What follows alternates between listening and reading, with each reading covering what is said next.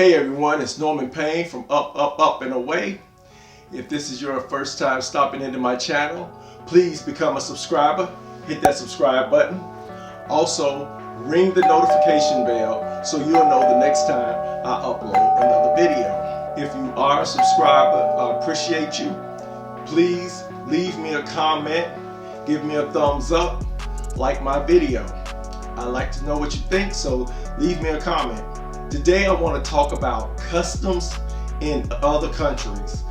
Man, there is different kind of cultures and customs that they're used to that we are not used to in the United States.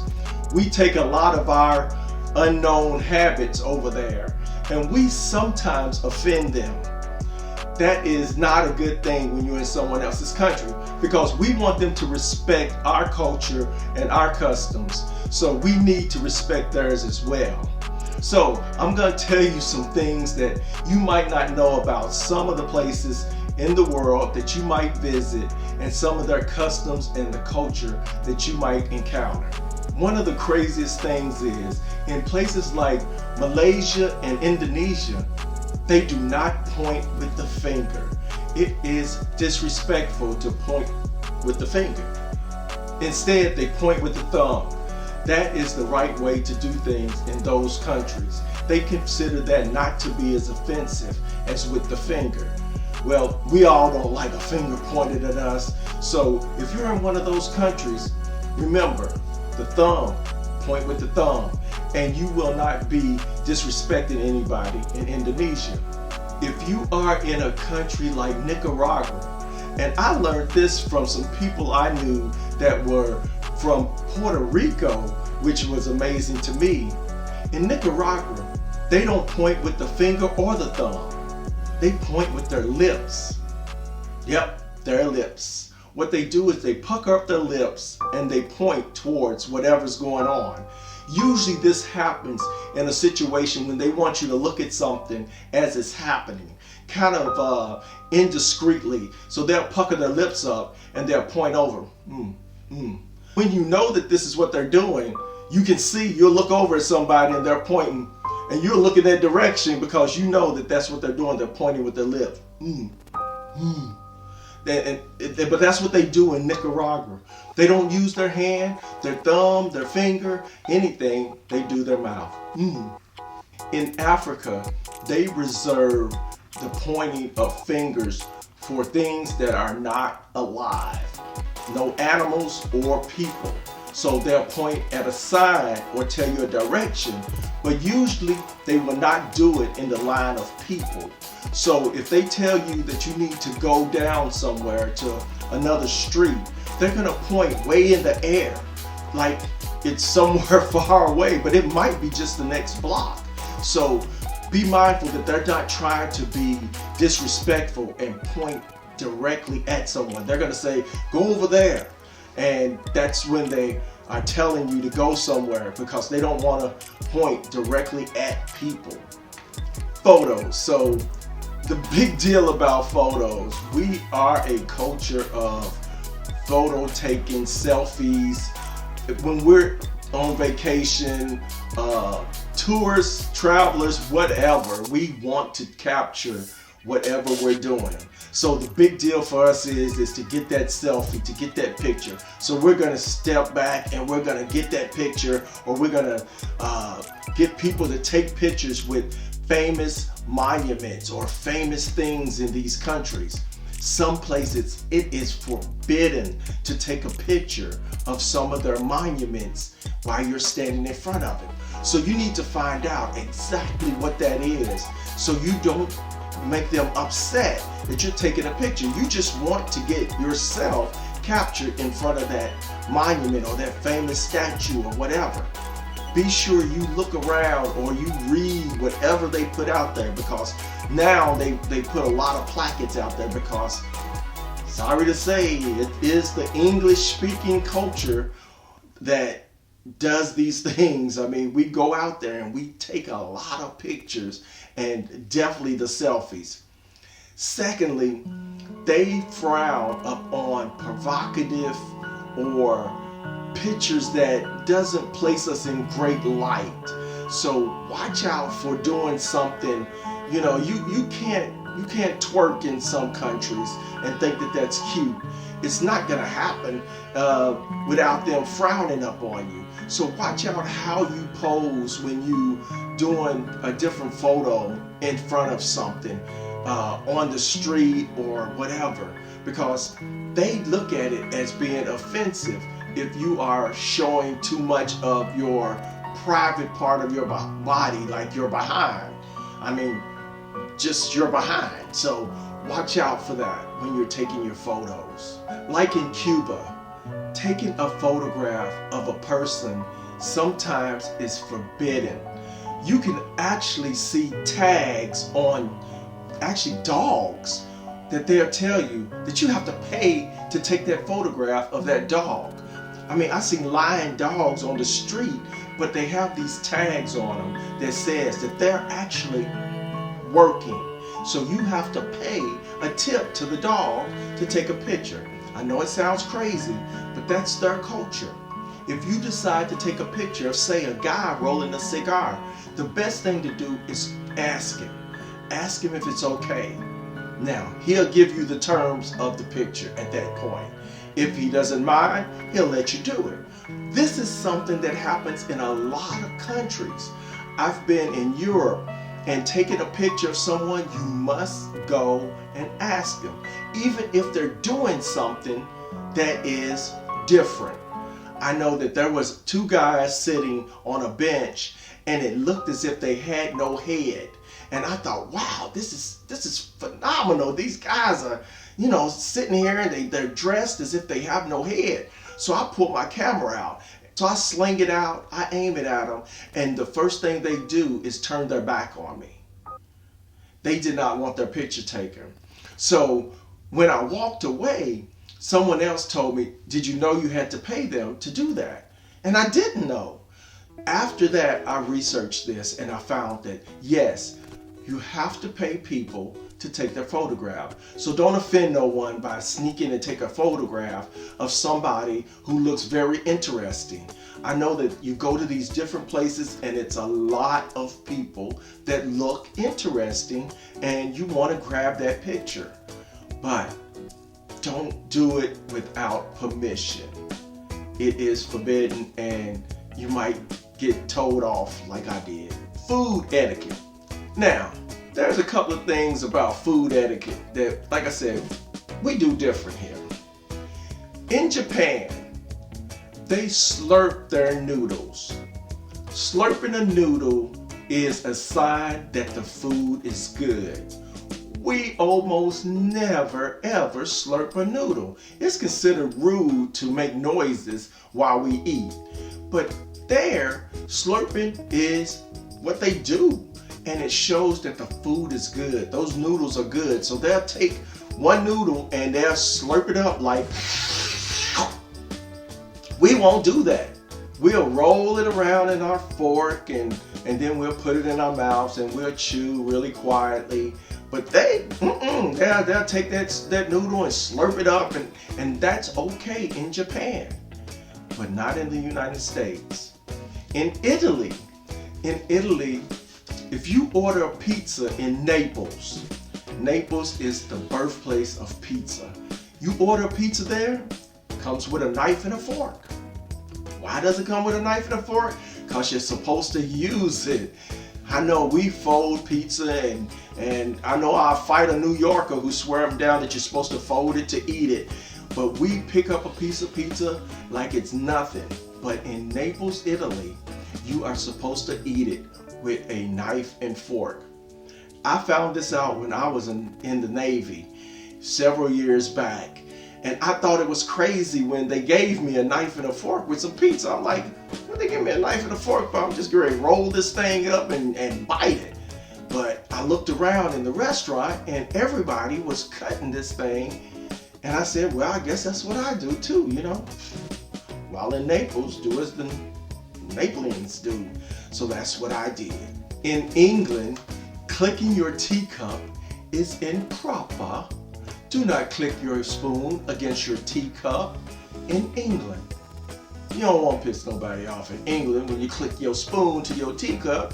So when you're taking it out after you done added all the sugars and stuff that you don't supposed to do in England as well, after you do that, please lay it softly down on your saucer, because that sound that comes out, it will echo around the whole cafe and everyone will look at you as if you just did something really outlandish.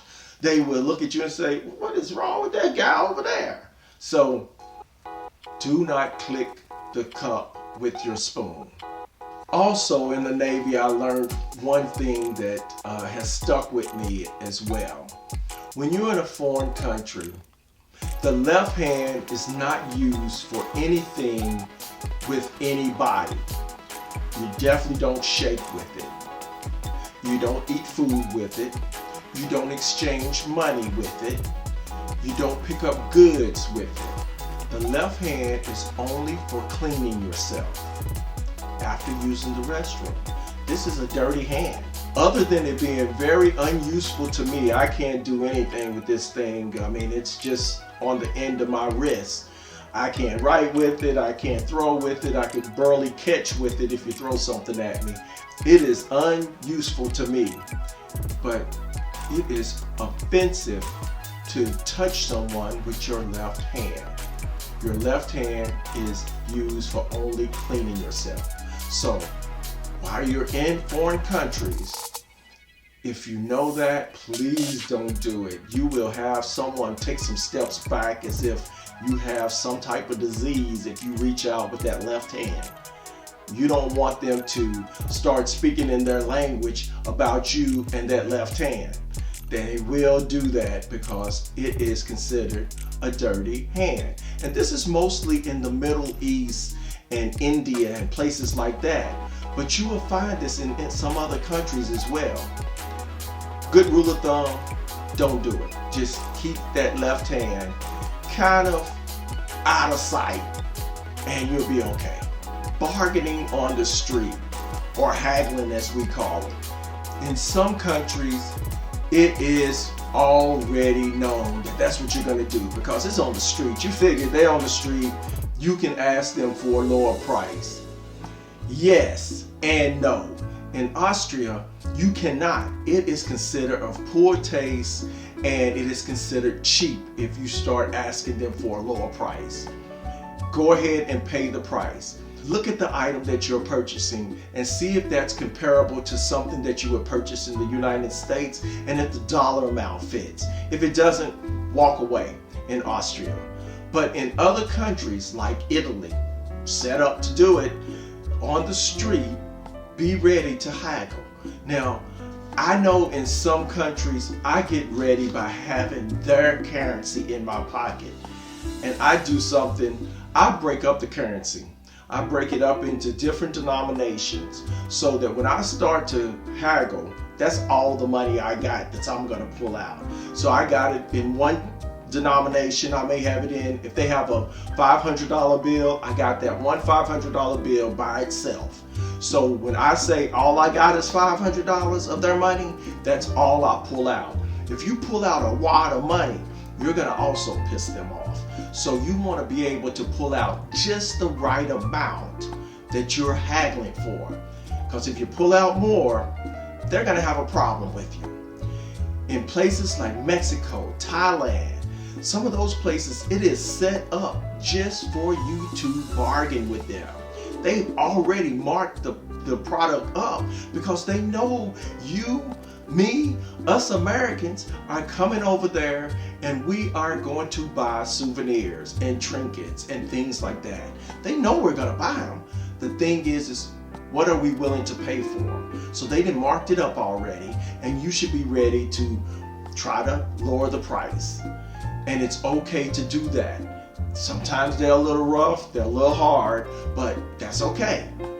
You be on your best behavior and haggle a little bit with them. I say one good thing to know is before you go to a foreign country, try to learn a few phrases of their language. It will help you out when you are trying to communicate one thing is if you're trying to haggle, it'd be good to know a few phrases.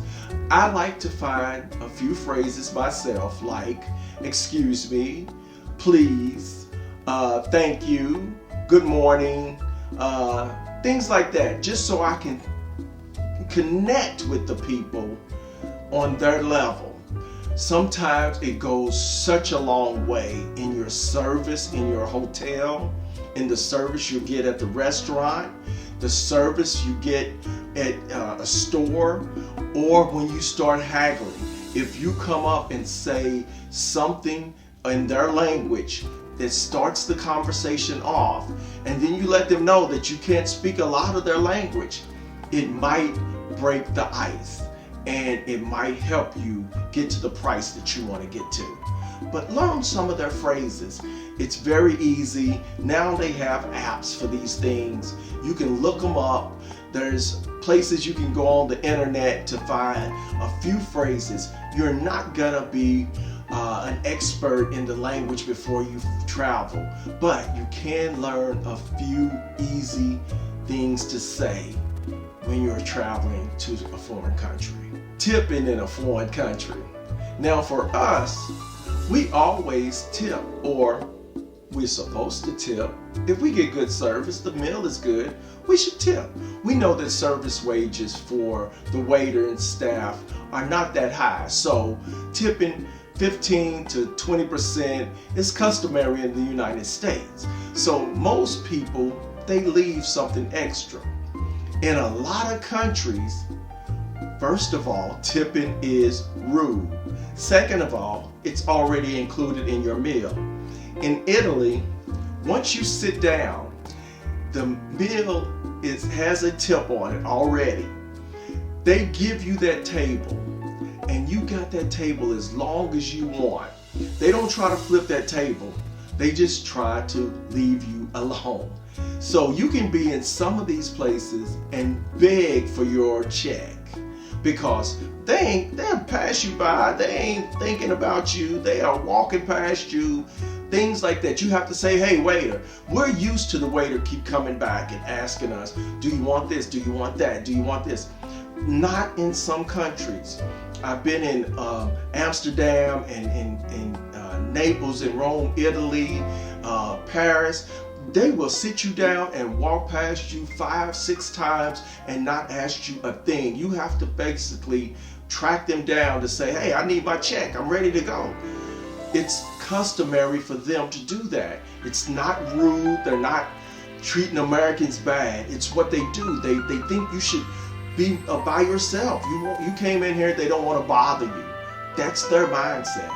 So don't look at it as if it's against you. They're looking at it of giving you your space. And look at the bill, because usually the tip is already there. So you don't have to leave anything extra. And if you don't, they do not frown on you. Go back tomorrow, they'll treat you the same exact way, even if you didn't leave anything on the table. So tipping is not always necessary in some countries. Research that before you go, because you don't want to overspend when you're going on your vacations. I know I've put a lot of stuff out here about customs and cultures and the way foreign countries accept or can be offended. There's a whole lot of information out there for you to get ready for a trip in a foreign country. I say do your research. If this was helpful for you, please leave me a comment. Give me a thumbs up, like this video. And that's all I got for you this time. I'll see you next time. Peace.